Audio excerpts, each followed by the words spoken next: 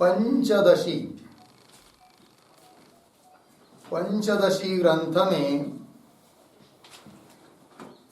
चित्रदीप प्रकरण और इस चित्रदीप प्रकरण के अंतर्गत आज श्लोक संख्या है 194 बराबर। तो इस 194 नंबर के श्लोक की अवतरणिका को देखिए। तो भ्रांत्या एकत्वापत्तौ दृष्टान्तम अभिधाय आपातदर्शिनां भेदाप्रतीतौ पूर्वोक्तम एव दृष्टान्तांतरम दर्शयति। ठीक है जी, आप देखिए भाई। तो भ्रांत्या एकत्वापत्तौ दृष्टान्तम अभिधाय, अब दृष्टांत दिया ऊपर कि जैसा धौत पट और घटित पट दोनों का स्वरूप भिन्न भिन्न होते हुए भी बहुत बार धौत पट ही घटित पट जैसा लगता है और घटित पट धौत पट जैसे लगता है। परस्पर में भ्रम हो जाता है, हम देखने वाले को अन्योन्याध्यास हो जाता है। तो भ्रांति के कारण एकत्व की प्रतीति कैसी होती है, इसलिए दृष्टांत दिया। तो भ्रांत्या एकत्वापत्तौ, एकत्व की प्रतीति में दृष्टांत में विधाय, दृष्टांत देकर कह दिया। अब आपातदर्शिनाम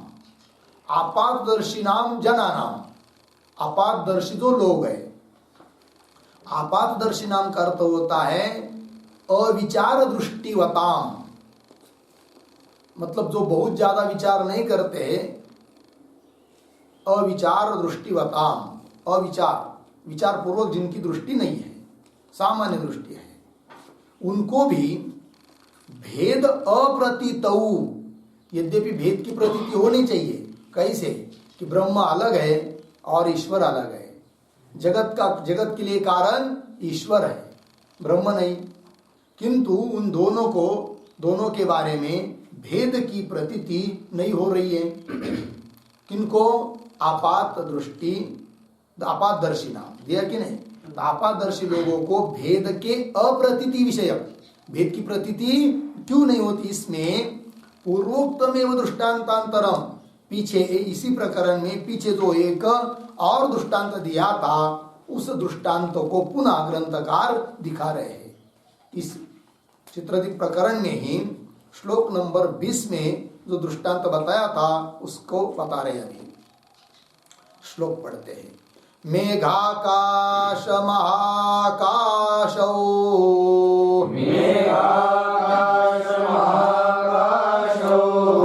विविच्येतेन पामरैः,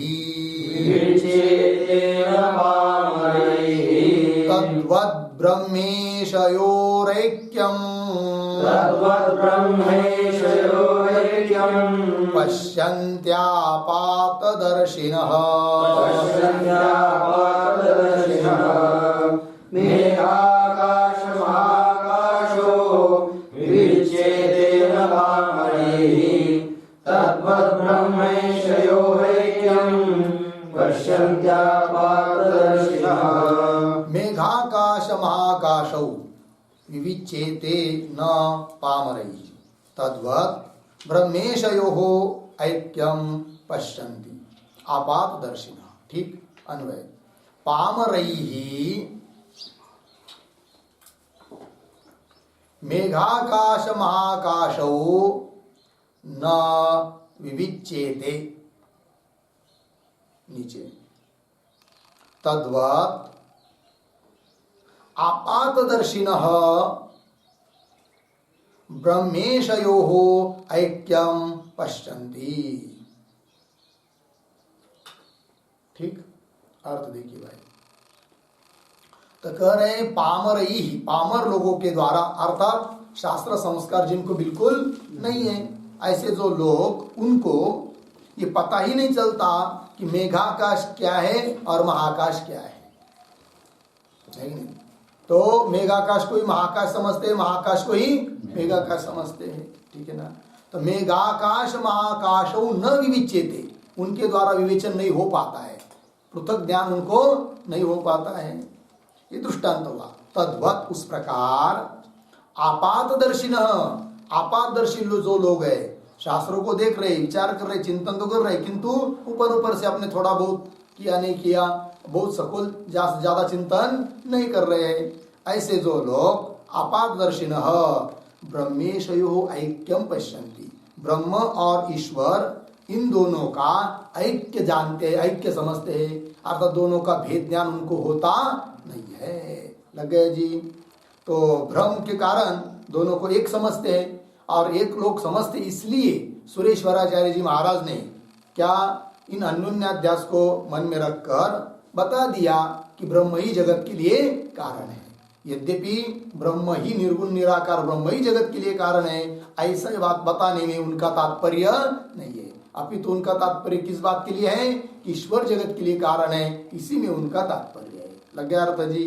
चलिए टीका को देखिए।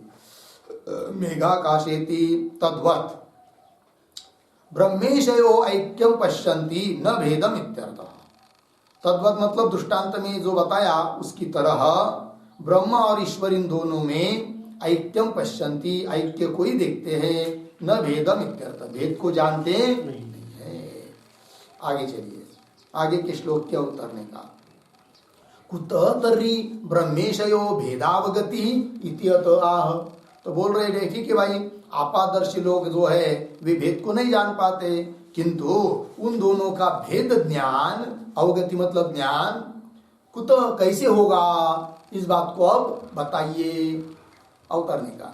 तो बता रहे ग्रंथकार, तो क्या अवतरने का हुई, कुतः तर्हि ब्रह्मेशयो भेदावगति, ब्रह्मेशयो भेदावगति कुतः तर्हि, क्योंकि ऐसा पढ़ेंगे, तर्हि ब्रह्मेशयो भेदावगति कुतः, ब्रह्म और ईश्वर इन दोनों की भेद का ज्ञान कैसे होगा, ऐसा यदि कोई प्रश्न करता है तो उत्तर दे रहे इति अतः आह, श्लोक के माध्यम से। उपक्रमादि भी है ना, हाँ, उपक्रमादिभिर्लिङ्गैः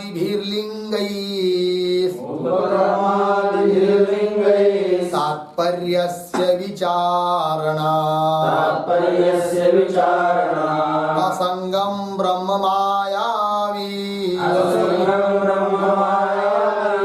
सृजत्येष महेश्वरः।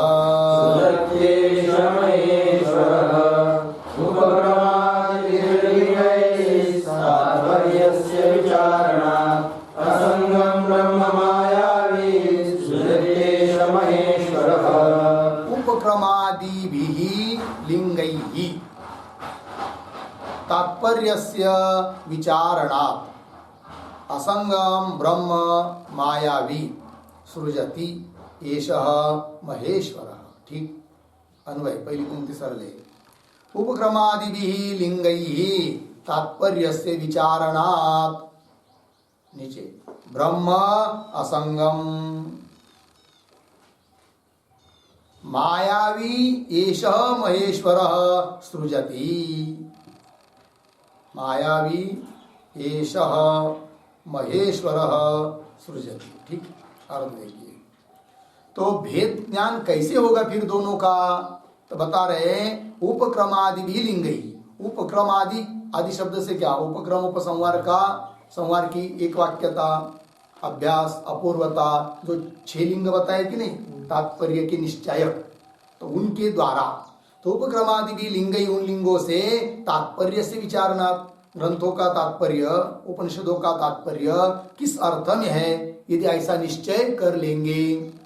किंतु कैसे, उपक्रम उपसंहार आदि को देखते हुए, ठीक है ना। यदि विचार करेंगे तो उससे दोनों अलग अलग है यह निश्चय हो जाएगा।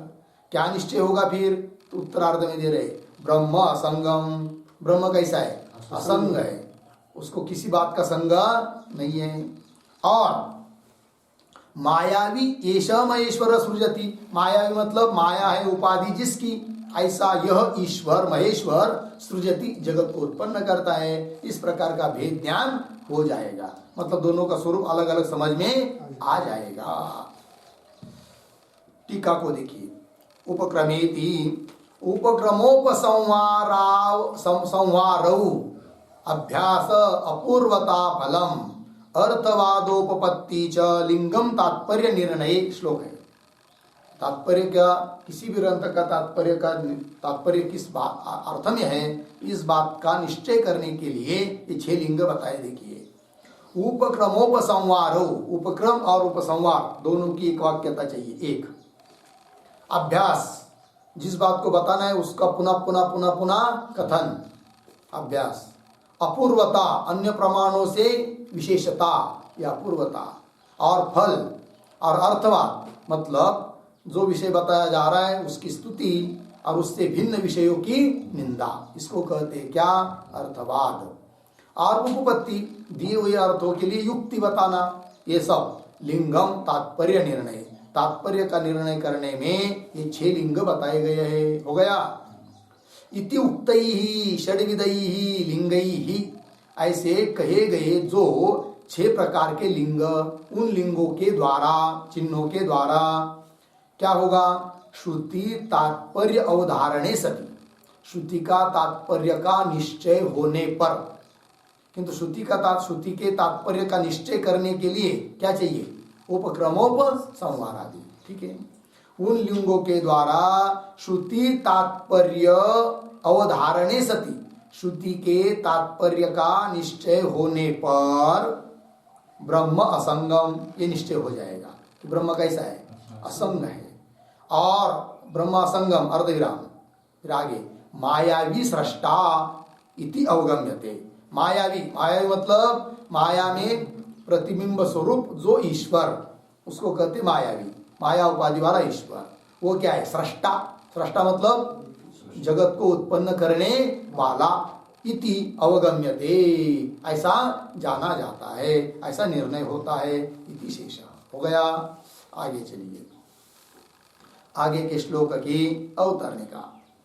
श्रुतौ उपक्रमोपसंवार संवारैक रूप प्रदर्शनेन उक्तम ब्रह्मण असंगत्वम स्पष्टयति। ठीक है ना जी।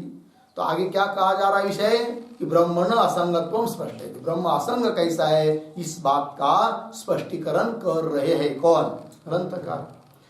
कैसा हुआ असंग, किसने कहा है ब्रह्म असंग है करके, तो कह रहे श्रुतौ, श्रुति में, उपक्रमोपसंवारैक रूप प्रदर्शनेन, उपक्रम उपसंवार इनकी एकता इत्यादि रूप जो लिंग है उनके द्वारा प्रदर्शित जो श्रुति में उत्तम, क्या किम उत्तम, ब्रह्मण असंगत्वम, ब्रह्म असंग है, इस बात को कहा है, बताया है, कहा श्रुति में।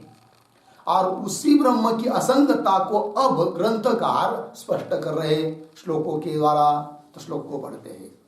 सत्यं ज्ञानमनन्तं चेत्, सत्यं ज्ञानमनन्तं चेत्, उपक्रम्योपसंहृतम्, उपक्रम्योपसंहृतम्, यतो वाचो निवर्तन्त, यतो वाचो निवर्तन्त, नित्यसंगत्वनिर्णयः, नित्यसंगत्वनिर्णयः। सत्यं ज्ञानमनन्तं चेत्, उपक्रम्योपसंहृतम्, यतो वाचो निवर्तन्त, नित्यसंगत्वनिर्णयः। सत्यं ज्ञानम् अनन्तं च इति उपक्रम्य उपसंहृतं यतः वाचः निवर्तन्ते इति असंगत्व निर्णय। ठीक, अन्वय। सत्यं ज्ञानं च अनंतम इति उपक्रम्य, ठीक है, उपक्रम्य नीचे, यतो वाचो निवर्तन्ते इति उपसंहृतम असंगत्व निर्णय। अर्थ देखिए, तो श्रुति ने आरंभ किया है कहा से, सत्यम ज्ञानम अनंतम च, सत्यम ज्ञानम च अनंतम, सत्य स्वरूप ज्ञान स्वरूप और अनंत स्वरूप ब्रह्म है। ऐसा क्या किया, उपक्रम, ब्रह्म तत्व को बताने के लिए आरंभ किया, उपक्रम किया। और फिर अंतिम में कहा यतो वाचो निवर्तन्ते, जिससे मन सहित वाणी निवृत्त होती है, ये कहा। निवर्तन्ते इति उपसंहृतम, ऐसा उपसंहार किया। इससे ये पता चलता है कि ब्रह्म कैसा है, असंग है। यदि संग वाला होता तो वाणी उसका प्रतिपादन कर पाती, मन उसका ग्रहण कर पाता, किंतु मन वाणी उसको विषय नहीं कर सकती है। अतः ब्रह्म कैसा है, असंग है, ये कह दिया। असंगत्व निर्णय, ठीक है, सत्यमिति। अतः असंगत्व निर्णय भवति इति शेषः। अतः मतलब इस श्रुति के चिंतन से असंगत्व का निर्णय होता है, ये बात हो गई सिद्ध। ठीक है, आगे चलिए, आगे के श्लोक के उत्तरने का। माया विना ईश्वरस्य सृष्टुत्व प्रतिपादिकाम श्रुतिम अर्थतः दर्शयति। ठीक है जी, मायावी न ईश्वरस्य, मायावी ऐसा जो ईश्वर, ठीक है ना, माया उपाधि वाला जो ईश्वर, उसी में सृष्टुत्व है। मतलब जगत की उत्पादकत्व किसमें है, ईश्वर में है कि नहीं, सृष्टुत्व ईश्वर में है। इस प्रकार इस बात को प्रतिपादन करने वाली जो श्रुति, मायावी न ईश्वरस्य सृष्टुत्व प्रतिपादिकाम श्रुति, प्रतिपादन करने वाली श्रुति को अर्थतः दर्शयति, अर्थतः उसका पाठ कर रहे कौन, ग्रंथकार, शब्दतः पाठ नहीं, अर्थतः।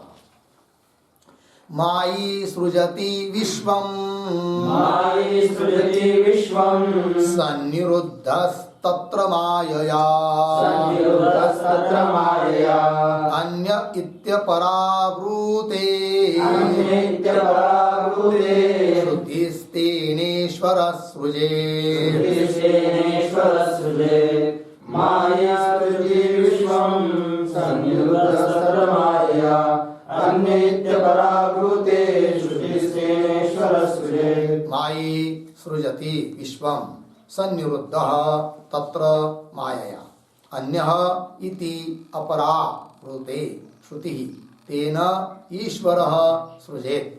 अन्वय, मायी विश्वं सृजति, हो गया, मायी विश्वं सृजति। आगे, तत्र नीचे आइए, अन्यः,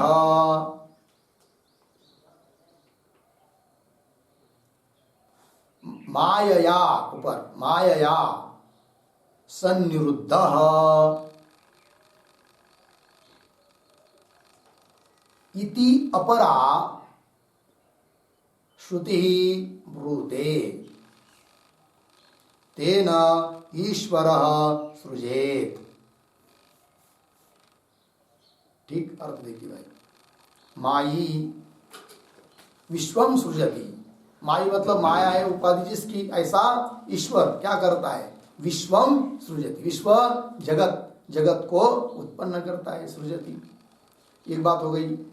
फिर क्या, तत्र है कि नहीं, तत्र जगति या विश्वे, विश्व में क्या जी, तत्र अन्यः, अन्य शब्द से क्या लेंगे, अन्यः जीव, अन्य शब्द से जीव, क्या जी, तो मायया सन्निरुद्ध, माया के द्वारा सन्निरुद्ध, सन्निरुद्ध शब्द का अर्थ होता है बद्ध, तो माया के द्वारा बद्ध है कौन, जीव। तो माया उपाधि वाला जो ईश्वर वो जगत को उत्पन्न करता है, और दूसरा अर्थात जीव माया के द्वारा बद्ध है, सन्निरुद्ध। इति अपरा, अपरा मतलब अन्य, दूसरी, श्रुति ब्रूते, श्रुति बताती है। ठीक है ना जी, अपरा श्रुति मतलब कौन अपरा श्रुति भाई, तो अभी ऊपर श्लोक नंबर 191 से लेकर 196 तक जो श्रुतियों का उल्लेख किया, जिन श्रुतियों का उल्लेख किया उनसे अतिरिक्त श्रुति, ये उसका अर्थ है। इति अपरा श्रुति ही ब्रूते, इससे मतलब तात्पर्य क्या निकलेगा, तो करे तेन ईश्वर सृजेत, निर्णय हुआ क्या, इस जगत को उत्पन्न करता है कौन, ईश्वर, ईश्वर सृजेत, ईश्वर उत्पन्न करता है, ब्रह्मा नहीं। ब्रह्म तो असंग है, वो न किसी को उत्पन्न करता है न किसी से उत्पन्न होता है। जगत को उत्पन्न करने वाला कौन, मायोपाधिक चैतन्य अर्थात ईश्वर। ठीक है, कौन वो श्रुति है बता रहे, अन्य श्रुति, श्वेता श्वेतर उपनिषद की। अस्मान् मायि सृजते विश्वम् एतत् तस्मिंश्च अन्यः मायया सन्निरुद्धः। ये वो श्रुति है। अस्मात्, अस्मात् का अर्थ होता है अतः, तो पीछे से कुछ विषय चलते आ रहा है। अतः श्रुति में देखेंगे तो अतः अस्मात् मायि सृजते विश्वम, मायि विश्वम सृजते। मायि अर्थात ईश्वर विश्व को अर्थात जगत को सृजते उत्पन्न करता है। एतत् है कि नहीं, एतत् विश्वम सृजते तस्मिन्, तस्मिंश्च तस्मिन् उस विश्व में जगत में अन्यः, अन्यः जीवः मायया सन्निरुद्ध, माया के द्वारा बद्ध है। इति श्रुति ईश्वरस्य सृष्टुत्वम्, ठीक है ना, अर्धविराम। जीवस्य तत्र, तत्र का अर्थ कर रहे जगति, तत्र प्रतीक है जगति, बद्धत्वं च दर्शयति इति भाव। ये श्रुति दो बात बता रही है, ईश्वर में सृष्टुत्व बता रही है और जीव में बद्धत्व बता रही है। हो गया जी। चलिए अब आगे के श्लोक के उत्तर निकाल। एवं आनंदमयस्य ईश्वरस्य जगत कारणत्वं प्रतिपाद्य तस्मात् जगत उत्पत्ति प्रकारम आह। ठीक है, अब तक जो विषय बताया, क्या बताया, ईश्वर का स्वरूप बताया और वो ईश्वर जगत को उत्पन्न करता है, इस बात को बताया। ठीक, देखिए एवं इस प्रकार से आनंदमय से ईश्वर से जगत कारणत्व प्रतिपाद्य, आनंदमय स्वरूप जो ईश्वर, उस ईश्वर में ही है क्या, जगत कारणत्व। तो कार्य हुआ कौन, जगत, और उसका कारण कौन हुआ, ईश्वर। जगत कारणत्व प्रतिपाद्य, प्रतिपादन करके तस्मात् जगत उत्पत्ति, तस्मात्, तस्मात् ईश्वर, उस ईश्वर से जगत की उत्पत्ति होती है। किंतु जगत की उत्पत्ति का प्रकार क्या है उसको आप कह रहे हैं। ठीक है, तो श्लोक को पढ़ते हैं। आनंदमय ईशोऽयं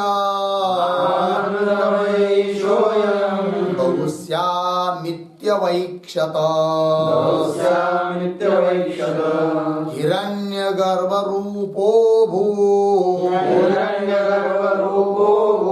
सुप्तिस्वप्नो यथा भवेत्। आनंदमयेशोऽयं बहुश्यामित्यवैक्षत हिरण्यगर्भरूपो सुप्तिस्वप्नो यथा भवेत्। आनंदमयस्, आनंदमयः ईशः अयं बहुश्याम् इति अवैक्षत हिरण्यगर्भरूपः अभूत् सुप्तिः स्वप्नः यथा भवेत्। अन्वय अयम् आनंदमयः ईशः, आनंदमय ईशः बहुश्याम् इति अवैक्षत, बहुश्याम् इति अवैक्षत। नीचे हिरण्यगर्भरूपः अभूत् यथा सुप्ति स्वप्नः भवेत्, यथा सुप्ति स्वप्न भवेत्। अर्थ देखिए, तो अयम आनंदमय ईश, यह आनंदमय स्वरूप जो ईश्वर, उसने क्या किया, बहुश्याम इति अवैक्षत, मैं एक हूं अब बहुत हो जाऊं, ऐसा संकल्प किया। ठीक है, एको हम बहुश्याम, इस प्रकार से फिर संकल्प करने के बाद वही ईश्वर हिरण्यगर्भ रूप अभूत, हिरण्यगर्भ रूप बन गया। ठीक है जी, ईश्वर क्या बन गया, हिरण्यगर्भ हो गया, हिरण्यगर्भ रूप अभूत। किस प्रकार दृष्टांत देकर समझा रहे कि यथा सुप्ति स्वप्न भवेत्, सुषुप्ति हम लोगों को होती कि नहीं, निद्रा सुषुप्ति, और सुषुप्ति से हम डायरेक्ट जागृत में नहीं आते, तो सुषुप्ति से कौन अवस्था में जाते हैं, स्वप्न, फिर आती है कौन, जागृत। ठीक है ना, किंतु बोलेंगे वे रोज रोज फिर स्वप्न तो दिखना चाहिए, तो स्वप्न तो क्या होता है, अव्यक्त स्वप्न होता है, वो ऐसा स्पष्ट नहीं होता है, और किसी किसी दिन क्या होता है, व्यक्त होता है, सब स्वप्न में दिखाई देते हैं, है कि नहीं। किंतु एक बीच वाली अवस्था होती है, सुषुप्ति और जागृत इन दोनों के बीच वाली एक अवस्था है, वो है कौन? स्वप्नावस्था। तो जिस प्रकार सुषुप्ति स्वप्न बन जाती है, उसी प्रकार ईश्वर हिरण्यगर्भ बन जाता है। ठीक है जी, सृष्टि की उत्पत्ति का प्रकार बता रहे हैं। हिरण्यगर्भ बन गया, फिर हिरण्यगर्भ बनने के बाद आगे क्या होता है वो सब बताएंगे आगे। ठीक, टीका को देखिए। आनंदमय ईक्षित्वाच, ईक्षण किया सबसे पहले उसने संकल्प किया अनेक होने का। ईक्षित्वाच हिरण्यगर्भ रूप अभूत इति अन्वय, मतलब ईक्षण करके वह ईश्वर हिरण्यगर्भ, हिरण्यगर्भ क्या है जी? समष्टि सूक्ष्म प्रपंच स्वरूप है। मतलब जीवों का जो लिंग शरीर, सूक्ष्म शरीर, ये तो एक एक जीव का व्यष्टि हुआ, और सभी जीवों का जो समष्टि लिंग शरीर वही उसका रूप है। किसका?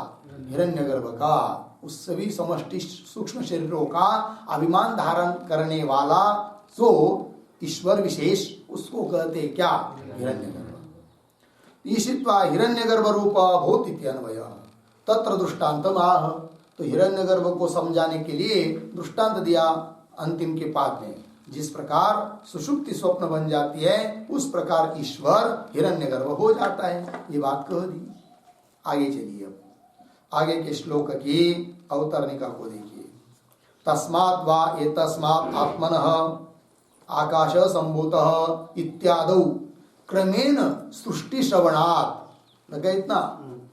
और आगे इदं सर्वम असृजत इति युगपत् श्रवणात् च कस्य उपादेयत्वं कस्य वा हेयत्वं इति आकांक्षायाम श्रुति युक्ति उपेतत्वात् उभयम ग्राह्यम इत्या। ठीक है जी। तो आकांक्षायाम तक शंका है। पूर्व पक्षी शंका कर रहा है, शंका सरल है। पूर्व पक्षी का कहना यही है कि हमने श्रुतियों का चिंतन किया तो कहीं पर ऐसा दिखने को मिला कि उस परमात्मा से आकाश उत्पन्न हुआ, आकाश से वायु, वायु से अग्नि, अग्नि से जल, जल से पृथ्वी, फिर उनका पंचीकरण है कि नहीं, और अपंचीकृत अवस्था में ही सूक्ष्म सृष्टि, फिर उसका पंचभूतों का पंचीकरण, फिर स्थूल सृष्टि। ये क्रम देखने को मिलता है कई कई श्रुतियों में। और श्रुति में ही कई कई पर ऐसा ही देखने को मिला कि उस ईश्वर ने इस जगत को अचानक बना दिया, अकस्मात, है कि नहीं? ये भी है। तो फिर हम कौन सी बात माने? ये भी वेद कह रहा है इस बात को, और उस बात को भी कौन कह रहा है? वेद कह रहा है, श्रुति कर रही है। दोनों भी श्रुति की बात है। तो फिर जगत की उत्पत्ति उस ईश्वर से, सब जगत एकदम सभी के सभी अचानक सब उत्पन्न हुआ ऐसा माने, अथवा यह जगत क्रम क्रम से उत्पन्न हुआ, आकाश, आकाश से बात अग्नि, वायु, वायु के बाद अग्नि, ऐसा क्रम क्रम से उत्पन्न हुआ। निम्न कौन सी बात हम माने? ऐसा क्या, ऐसी क्या कर रहा है पूर्व पक्षी? शंका। मिला पंक्ति देखिए पुनः। तो क्रमशः सृष्टि बताइए, उस श्रुति का उल्लेख किया यहाँ पर। तस्मात् वा एतस्मात् आत्मन आकाश संभूतः, ये क्रम बताने वाली श्रुति है। तस्मात् उस मंत्र भाग में जो कहा है, ये तस्मात् वही ब्राह्मण भाग में जो कहा है, ऐसा जो आत्मा जिसका वर्णन मंत्र भाग में हुआ है, तस्मात् वा, ये तस्मात् ब्राह्मण भाग में, तो मंत्र भाग और ब्राह्मण भाग में जिसका वर्णन किया है, ऐसा जो आत्मा, उस आत्मा से आकाश उत्पन्न होता है, आकाश संभूता इत्यादि इत्यादि श्रुति में क्या बताया? क्रमेण सृष्टि श्रवण, क्रमशः सृष्टि उत्पन्न होती है, ये सुनने को मिल रहा है श्रुति में। क्रमेण सृष्टि श्रवणा। फिर आगे कहीं पर दूसरी जगह इदम सर्वम असृजत, उस ईश्वर ने इस सबको अचानक सबको क्या कर दिया? उत्पन्न कर दिया। सर्वम असृजत इति युगपत श्रवणात्, युगपत मतलब एक ही काल में सब सृष्टि उत्पन्न हुई, ऐसा सुनने को मिल रहा है श्रवणात्। फिर ये दो बात है, तो दोनों में से कौन सी बात को हम माने और कौन सी बात का त्याग कर दे? ये क्या कर रहा है पूर्व पक्षी? प्रश्न। कस्य उपादेयत्वम, उपादेयत्व मतलब ग्राह्य, किसका, किस बात का ग्रहण करे? कस्य वा हेयत्वम, हेयत्व मतलब त्याज्य, किस बात का त्याग करे? इति आकांक्षायाम, ऐसी आकांक्षा होने पर सिद्धांत उत्तर दे रहे, श्रुति युक्ति उपेतत्वात् उभयम ग्राह्यम, दोनों बात कर रहे हैं। दोनों में से तुमको जो अच्छी लगी वो ले लो, किंतु ये अच्छा है और वो गलत है, वो गलत है और ये अच्छा है, या वो अच्छा है ये गलत है, ऐसा कह नहीं सकते, क्योंकि दोनों के लिए श्रुति प्रमाण है, दोनों के लिए युक्ति है, इसलिए दोनों में से जो अच्छी लगे वो मान लो, दोनों भी ग्राह्य है। ठीक है जी। अब वो दोनों ग्राह्य कैसी है तो बताएंगे आगे। लगे पंक्ति, इति युगपद श्रवणात् कस्य उपादेयत्वम् कस्य वा हेयत्वम् इति आकांक्षायाम, ऐसी आकांक्षा होने पर श्रुति युक्ति उपेतत्वात्, दोनों विभाग श्रुति और युक्ति से युक्त होने से उपेतत्वात् उभयम ग्राह्यम, दोनों ग्राह्य है। इतिहास लग गया जी। अधिकारी भेद से दोनों ग्राह्य है, दोनों मतलब दोनों बात एक ही व्यक्ति को अच्छी लगेगी ऐसी कोई बात जरूरत नहीं है, किसी को यह अच्छा लगेगा किसी को वो अच्छा लगेगा, दोनों की ग्राह्य है अधिकारी भेद से। ठीक है, चलिए। क्रमेण युगपद्वैषा सृष्टिर्ज्ञेया यथा श्रुति द्विविध श्रुति सद्भावा द्विविध स्वप्न दर्शना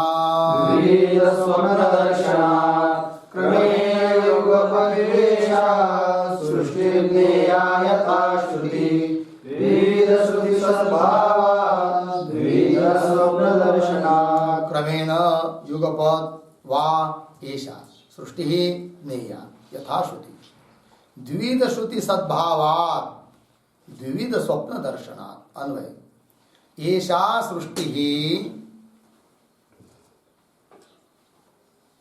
एषा सृष्टि नीचे द्विविध श्रुति सद्भावात्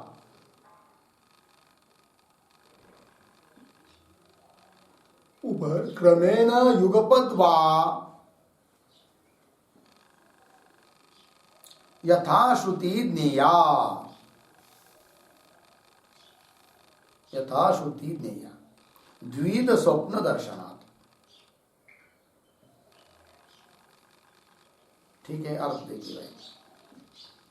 ईशा सृष्टि, ये जो उत्पन्न हुई सृष्टि है वह द्विविध श्रुति सद्भावा, दोनों प्रकार की श्रुति विद्यमान होने के कारण क्रमेण युगपद वा, यह सृष्टि क्रम से उत्पन्न हुई है या युगपद मतलब सभी एक साथ उत्पन्न हुई है।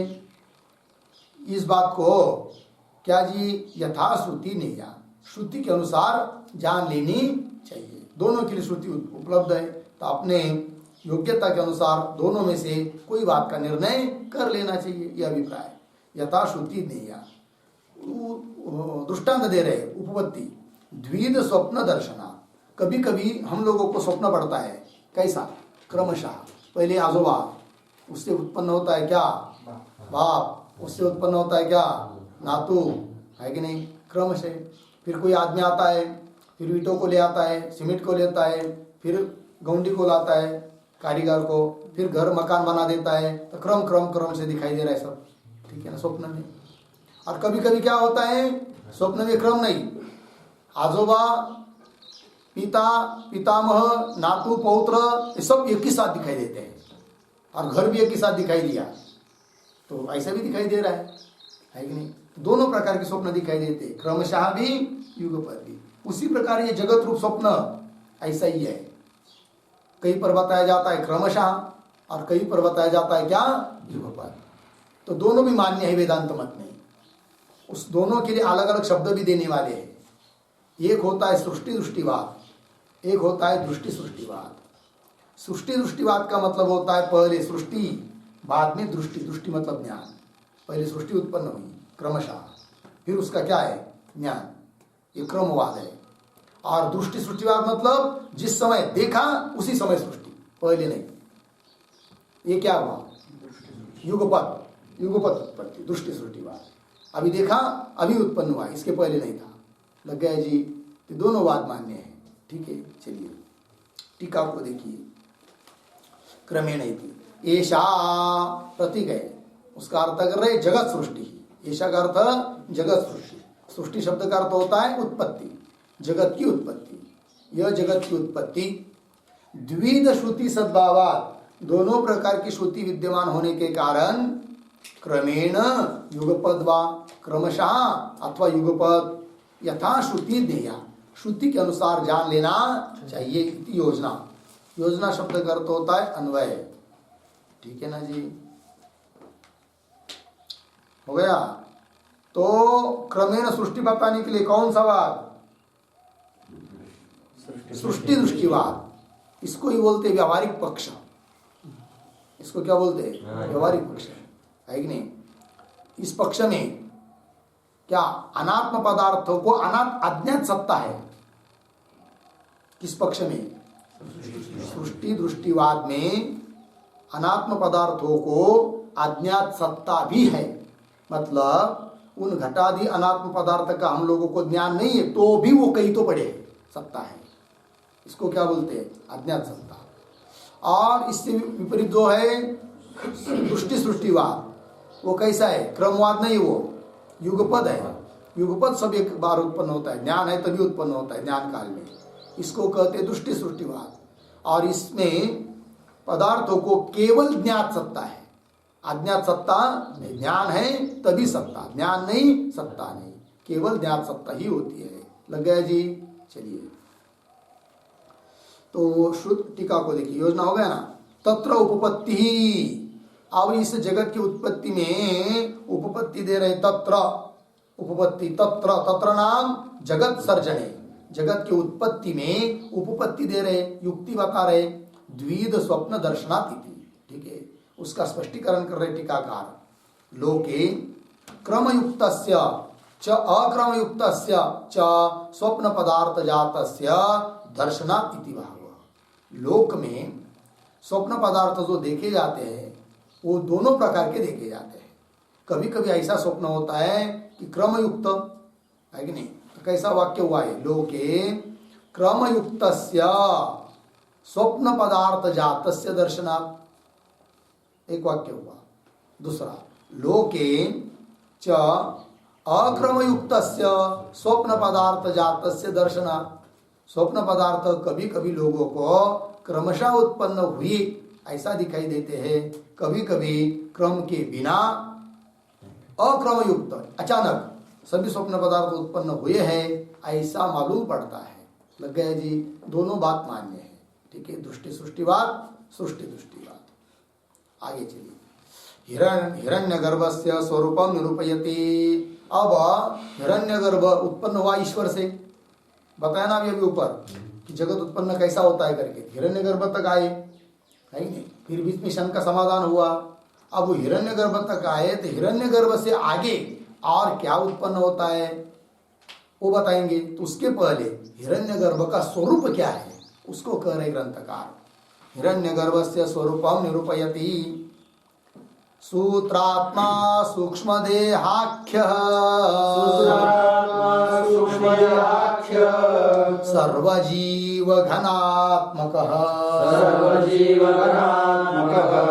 सर्वाहं मानधारित्वात् क्रिया ज्ञानादिशक्तिमान् सूत्रात्मा सूक्ष्मदेहाख्यः सर्वजीवघनात्मकः सर्वाहं मानधारित्वात् क्रिया ज्ञानादिशक्तिमान्। सूत्रात्मा सूक्ष्मदेहाख्यः सर्वजीवघनात्मकः सर्व अहम मानधारित्वात् क्रिया ज्ञानादिशक्तिमान्। ठीक है, हिरण्यगर्भ का स्वरूप है भाई। अन्वय सरल है, अर्थ देखिए। उसको कहते हैं सूत्रात्मा। हिरण्यगर्भ का एक नाम है क्या? सूत्रात्मा। जैसे पट में ओतप्रोत क्या होते हैं? सूत्र होते हैं। उसी प्रकार जगत में वो भरा हुआ है कौन? हिरण्यगर्भ। इसलिए उसको कहते हैं क्या? सूत्रात्मा। सूत्र स्वरूप सूत्रात्मा कौन है? वो सूक्ष्म देहाख्य, सभी जीवों के जो सूक्ष्म देह, समष्टि सूक्ष्म देह तत्स्वरूप है वो कौन? हिरण्यगर्भ। सूक्ष्म देहाख्य, सूक्ष्म देह है आख्या नाम जिसका।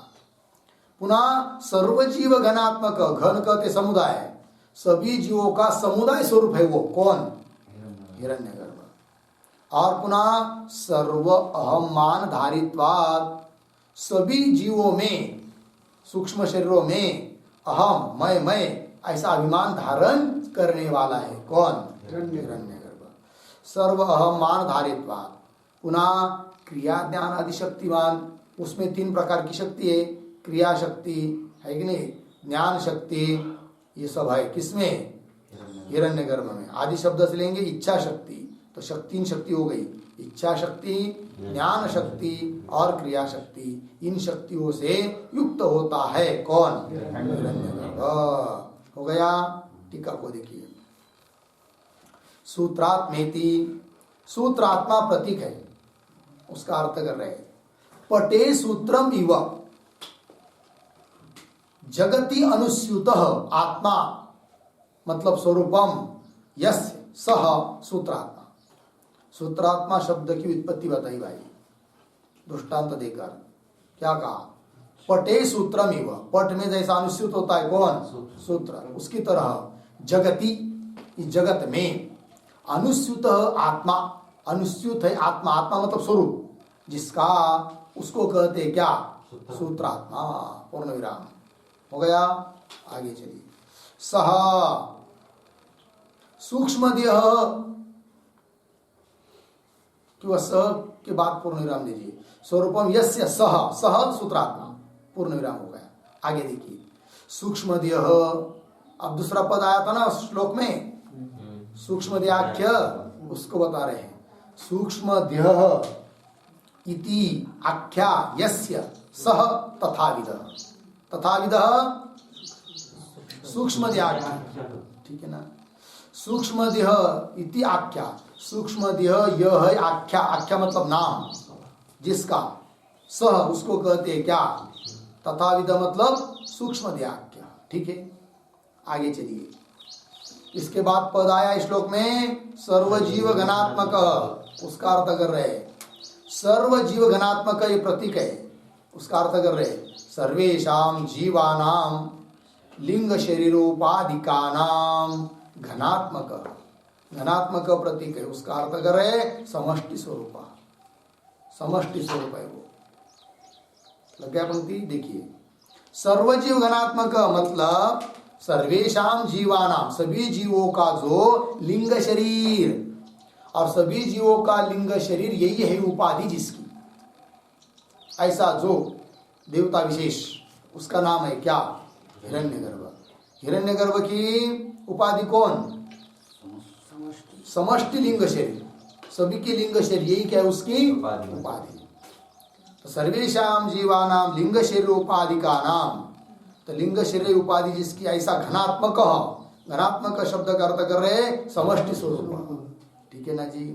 तो सर्वजीव घनात्मक मतलब सर्व, सभी जीवों का जो समष्टि लिंग शरीर तत्स्वरूप है कौन? हिरण्यगर्भ। सर्वजीव घनात्मक। लग गया? आगे, तत्र हेतु, क्यों सभी जीवात्मक है वो? तो बता रहे उत्तरार्ध में, सर्व अहमान धारित्वात्, सभी जीवों के बारे में क्या करता है वो? अपना अहंकार धारण करता है, इसलिए ठीक है, वो समष्टि स्वरूप है। तो सर्वा, देखिए पंक्ति आगे टीका में, सर्वेषु, सर्वेषु मतलब व्यष्टिलिंग शरीरेषु, सभी के व्यष्टि एक एक लिंग शरीर में, अहम मानवत्वात्, एक एक शरीर में तो जीव का अपना अभिमान है, और ऐसे जो सभी जीवों के लिंग शरीर, उसको कहेंगे समष्टि लिंग शरीर, और उन समष्टि लिंग शरीर में है अभिमान जिसको, उसको कहते हैं क्या? हिरण्यगर्भ। तो व्यष्टिलिंग शरीरेषु अहम मानवत्वात्, तो सर्वेषु, सर्वेषु व्यष्टिलिंग शरीरेषु ये कहा ना, तो सर्वेषु ये विशेषण दे दिया, सभी व्यष्टिलिंग शरीरों में अहम मानवत्वात् मतलब अभिमान धारण करने वाला होने से इति भाव हो गया।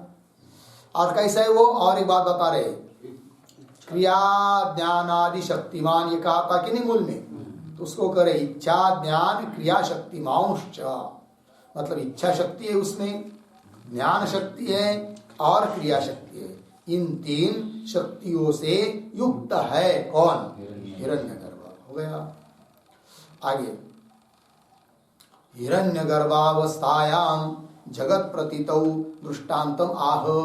तो हिरण्यगर्भावस्था में जगत की प्रतीति किस रूप से होती है, इस बात को समझाने के लिए दृष्टांत देकर ग्रंथकार बता रहे हैं। प्रत्युषेवा प्रदोषेवा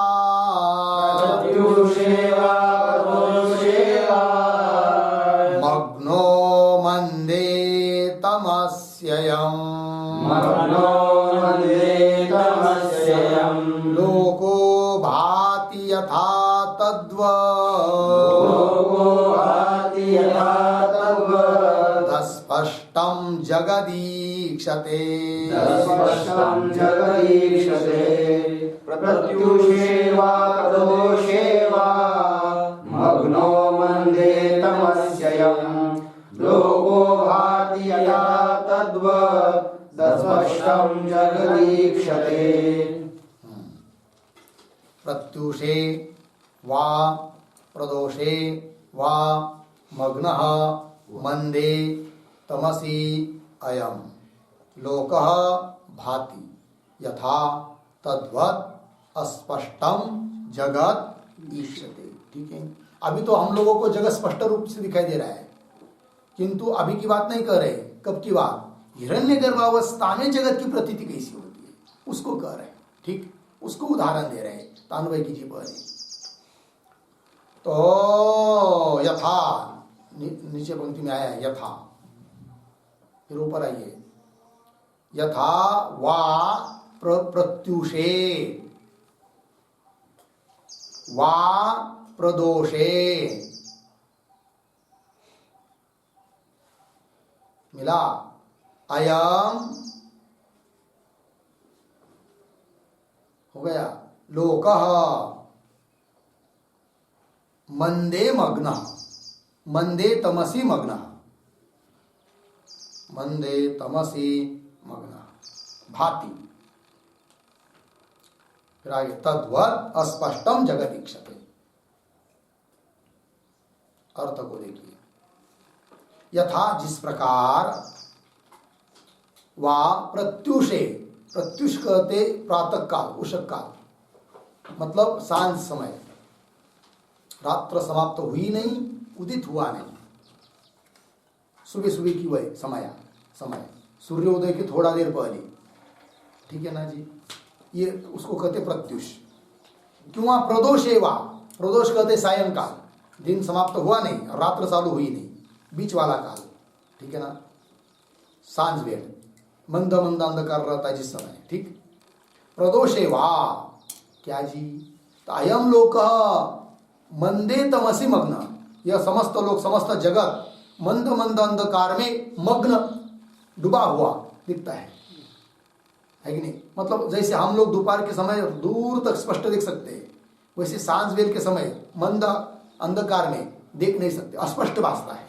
ठीक है ना, जगत उस प्रकार तथा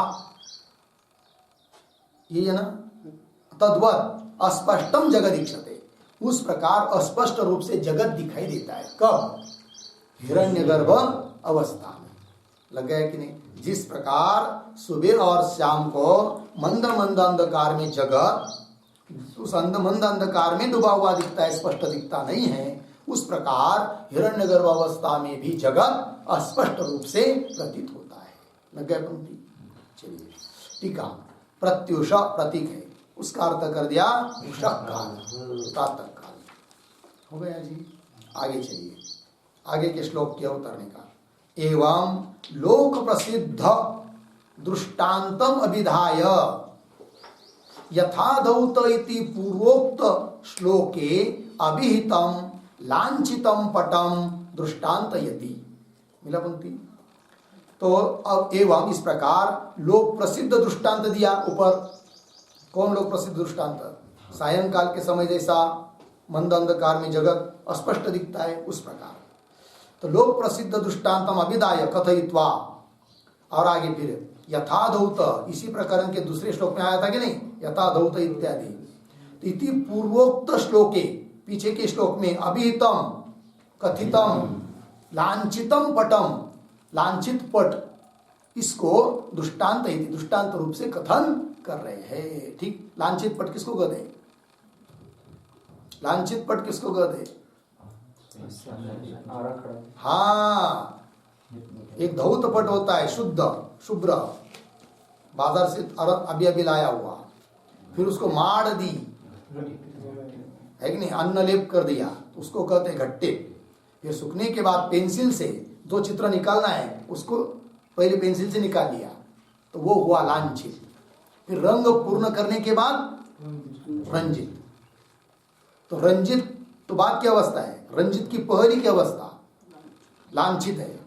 वो जैसा अस्पष्ट चित्र दिखता है, स्पष्ट मालूम नहीं पड़ता है, हाँ कुछ तो चित्र निकाल रहे हैं ऐसा ऐसा ऐसा ऐसा, उस प्रकार ये जगत दिखाई देता है। कब? हिरण्यगर्भ अवस्था में, हिरण्यगर्भ काल में। ठीक है, पंक्ति देखिए, सर्वतो लांछितो मस्या, सर्वतो लांछितो मस्या, यथा स्यात् घट्टितः पटः, यथा स्यात् घट्टितः पटः, सूक्ष्माकारैस्तथेशस्य, सूक्ष्माकारैस्तथेशस्य, वपुः सर्वत्र लांछितः, वपुः सर्वत्र लांछितम्। सर्वतो लांछितो मस्या, यथा स्यात् घटितः पटः, सूक्ष्माकारैस्तथेशस्य, वपुः सर्वत्र लांछितम्। सर्वतः लांछितः मस्या, यथा स्यात् घट्टितः पटः, सूक्ष्माकारैः तथा ईशस्य वपुः सर्वत्र लांछितम्। मिला अन्वय? यथा हो गया ना, यथा घट्टितः पटः सर्वतः मस्या लांछितः स्यात्, सर्वतः मस्या लांछितः स्यात्। नीचे तथा ईशस्य वपुः सूक्ष्माकारैः सर्वत्र लांछितम्। ठीक अर्थ, यथा जिस प्रकार घट्टितः पटः, अन्न लेप किया हुआ घट्टित पट, मस्या सर्वतः मस्या लांछित, सभी ओर से मसी शाही के द्वारा क्या किया जाता है? लांछित, आराखड़ा, लांछित स्यात्, ये हुआ। तथा ईशस्य वपु, उस प्रकार ईश्वर का शरीर हिरण्यगर्भावस्था में वपु क्या सूक्ष्माकार रही, सूक्ष्म ऐसे जो लिंग शरीर उनसे युक्त होता है वो, तो इसीलिए वो कहते हैं उसको सर्वत्र लांछित। हो गया जी। तो हिरण्यगर्भावस्था में जगत की प्रतीति ऐसी होती है, लांछित पट की तरह। दृष्टांत देखिए, इसे टीका देखिए, यथा घट्टित पटः, घट्टित पट, मशीमयी आकार विशेषैः, मशीमय मतलब पेंसिल से निकाला हुआ शाही के आकार से, आकार विशेष के द्वारा लांछित भवति, घट्टित पट लांछित हो जाता है। तथा मायिनः ईश्वरस्य वपुः, माया उपाधि वाला जो ईश्वर उसकी उस वही हिरण्यगर्भ बन जाता है। तो हिरण्यगर्भ अवस्था में उसका शरीर वो हिरण्यगर्भ कैसा होता है तो बता रहे, मायिनः ईश्वर से, माई ऐसा जो ईश्वर उसकी वपु शरीर, अपंचीकृत भूत कार्य ही, अपंचीकृत पंच महाभूत जो है उनका कार्य कौन? लिंग शरीर, और उन लिंग शरीर ही लांछितम इत्यर्थ, उस लिंग शरीरों से क्या होता है? वो लांछित होता है। कौन? ईश्वर का शरीर हिरण्यगर्भ अवस्था में। हो गया जी, बस अब आगे का विचार करते हैं। ओम पूर्णमदः पूर्णमिदं पूर्णात् पूर्णमुदच्यते पूर्णस्य पूर्णमादाय पूर्णमेवावशिष्यते।